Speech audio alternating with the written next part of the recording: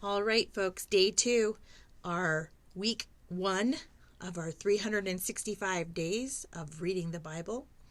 And today we're going to read Genesis 4 through 7, where Cain kills Abel, where Seth is born, where there's the genealogy of Adam to Noah spoken, where we learn about the existence of Nephilim and Noah's Ark.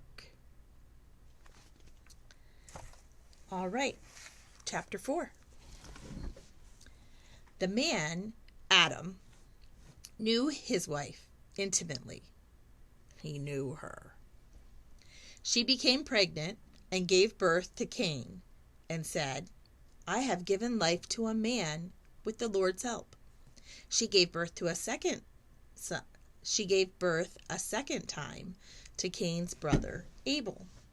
Abel cared for the flocks, and Cain farmed the land, the fertile land.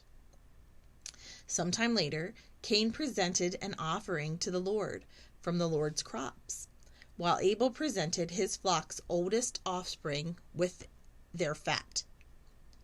The Lord looked favorably upon Abel and his sacrifice, but didn't look favorably upon Cain and his sacrifice. Cain became very angry and looked resentful. The Lord said to Cain, Why are you angry? And why do you look so resentful? If you do the right thing, won't you be accepted? But if you don't do the right thing, sin will be waiting at the door, ready to strike. It will entice you, but you must rule over it.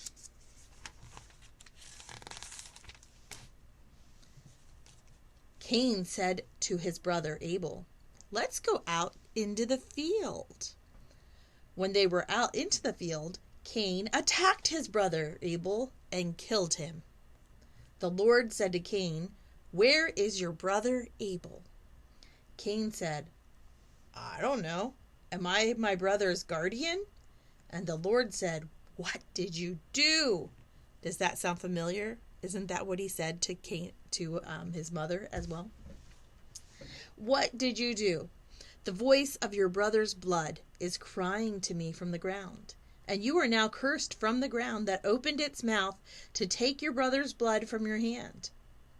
When you farm the fertile land, it will no longer grow anything for you, and you will become a roving nomad on the earth. Cain said to the Lord, My punishment is more than I can bear. Now that you've driven me away from the fertile land and I am hidden from your presence, I'm about to become a roving nomad on the earth, and anyone who finds me will kill me. The Lord said to him, It won't happen. Anyone who kills Cain will be paid back 7 times. The Lord put a sign on Cain, so that no one who found him would assault him. What could that sign have been? What could it have looked like? I don't know. Cain left the Lord's presence, and he settled down in the land of Nod, east of Eden. Cain knew his wife intimately. She became pregnant and gave birth to Enoch. Now you might be asking yourself at this point, where did the wife come from? There was Adam, there was Eve, there was Cain, there was Abel. Where'd the wife come from? There are a lot of explanations for this. In those 2 stories of how the world came into being, one of them said that God made Adam and Eve, but the other one said he made them, male and female. He made them in his image. And so we assume that Adam and Eve weren't actually the only people on earth, because there had to have been other people for them to marry. Otherwise, it's an unmentioned sister, which is kind of gross. But could have been. We're not sure. Anyway, Cain somehow found a wife, and he knew her intimately. She became pregnant and gave birth to Enoch. Cain built a city and named the city after his son Enoch. Irad was born to Enoch. Irad fathered Mehujael. Mehujael fathered Methuselah. And Methuselah fathered Lamech. Lamech took 2 wives. Dumb Lamech. The first named Ada and the second Zillah. Ada gave birth to Jabal. He was the ancestor of those who live in tents and own livestock. His brother's name was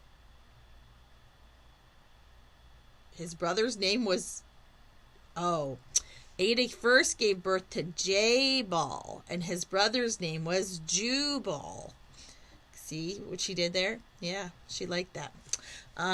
He was the ancestor to those who played string and wind instruments. So you see, we're getting a lot of answers to, like, where did this come from? Where did that come from? Zillah also gave birth to Tubal-Cain, the ancestor of the blacksmiths and the artisans of bronze and iron. Tubal-Cain's sister was Naamah. This is the first time we actually heard about a sister and her name. Usually it's just he married somebody and they don't tell you their name. Lamech said to his wives, Ada and Zillah, "Listen to my voice, wives of Lamech. Pay attention to my words. I killed a man for wounding me, a boy for striking me. So Cain will be paid back 7 times, and Lamech 77 times." Adam knew his wife intimately again, even after her other son was grown and had children and grandchildren and great-grandchildren and great-great-grandchildren. Now she has another son, and she named him Seth, because God had given me another child in the place of Abel, whom Cain killed. Seth also fathered a son and named him Enosh. At that time, people began to worship in the Lord's name. Chapter 5. This is the record of Adam's descendants. On the day that God created humanity, he made them to resemble God. And he created them male and female. He blessed them and he called them humanity on the day they were created. When Adam was 130 years old, he became the father of a son in his image, resembling him, and he named him Seth. After Seth's birth, Adam lived 800 years. Yeah, after he was already 130, so he lived to be 930. In all, Adam lived 930 years, and then he died. When Seth was 105 years old, he became the father of Enosh. After the birth of Enosh, Seth lived 807 years, and he had other sons and daughters. In all, Seth lived 912 years, and then he died. When Enosh was 90 years old, he became the father of Kenan. And after Kenan's birth, Enosh lived 815 years, and he had other sons and daughters. In all, Enosh lived 905 years, and he died. Now, a question a lot of people ask is, these people are living a really long time, and they're having a whole lot of kids, or at least we assume they're having a whole lot of kids. Was that real time, or was it, like, were they counting months, or some other kind of time? Is it the same amount of years that we would count? And we really don't know, but we have to kind of take it for its word unless we figure something else out. But it's assumed, one theory that people have is that the closer you are to the Garden of Eden, the longer the life. And eventually, as people keep on living, they live in shorter and shorter time frames until God finally says 120 years, that's it. So, verse 12. When Kenan was 70 years old, he became the father of Mahalalel. And after the birth of Mahalalel, Kenan lived 840 years, and he had other sons and daughters. In all, Kenan lived 910 years, and he died. When Mahalalel was 65 years old, he became a father of Jared. Practically a baby at only 65. Wow. After Jared's birth, Mahalalel lived 830 years, and he had other sons and daughters. In all, Mahalalel lived 895 years, and he died. When Jared was 162, he waited a lot longer. He became the father of Enoch. After Enoch's birth, Jared lived 800 years, and he had other sons and daughters. In all, Jared lived 962 years. When Enoch was 65 years old, he became the father of Methuselah, and Enoch walked with God. Now that's an important phrase. We haven't heard that before. Enoch walked with God. After Methuselah's birth, Enoch lived 300 years, and he had other sons and daughters. In all, Enoch lived 365 years, much shorter than everyone before him, right?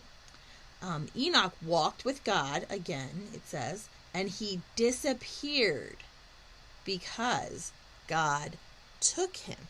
It doesn't say that he died. It says God took him. So, when Methuselah was 187 years old, he became the father of Lamech. And after Lamech's birth, Methuselah lived 782 years. And he had other sons and daughters, and in all Methuselah lived 969 years, and he died. When Lamech was 182 years old, he became the father of a son, and he named him Noah. Whoop, whoop, here come Noah. All right, and he named him Noah, saying, "This one will give us relief." Interesting. Relief from our hard work, from the pain in our hands, and because of the fertile land that the Lord cursed. Now it's interesting that he would bring relief, but what he really brought was, well, he brought survival for the human species and for the animals, but for all those other people, the only relief they got was death. All right. So after Noah's birth, Lamech lived 595 years, and he had other sons and daughters. In all, Lamech lived 777 years. And when Noah was 500 years old, not until he was 500, he waited a lot longer than the others. When he was 500, Noah became the father of Shem, Ham, and Japheth. Now, chapter 6. When the number of people started to increase throughout the fertile land, daughters were born to them.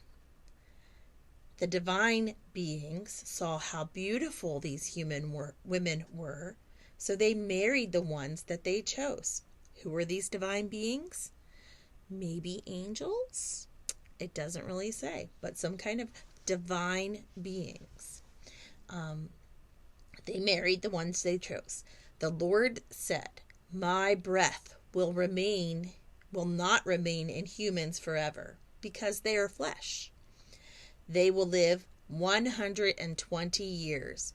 In those days, giants lived on the earth, and also afterward. And when divine beings and human daughters had sexual relations and gave birth to children, these were the ancient heroes, the famous men." I think this is kind of a nod to those people who are the heroic figures in mythologies and things like that. But they are the sons and daughters of these divine creatures and human women. The Great Flood. The Lord saw that humanity had become thoroughly evil on the earth, and every idea in their minds was thought up was completely evil.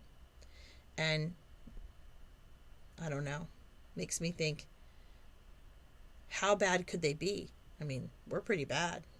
And the Lord does, well, maybe he's thinking that right now. What do I know?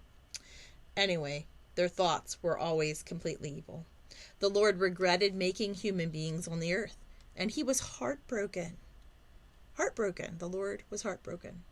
So the Lord said, "I will wipe off of the land the human race that I have created, from human beings to livestock, to crawling things and birds, because I regret I ever made them. But as for Noah, the Lord approved of him. These are Noah's descendants in his generation. Noah was a moral and exemplary man, and he walked with God. Who was the last guy who walked with God? Enoch. And God took him after 300 years. Noah, on the other hand, Noah walked with God. He had 3 sons. We mentioned them earlier, Shem, Ham, and Japheth. And in God's sight, the earth had become corrupt and was filled with violence. God saw that the earth was corrupt because all the creatures behaved corruptly on the earth. God said to Noah, "The end has come for all creatures, since they have filled the earth with violence. I am now about to destroy them along with the earth. So make a wooden ark.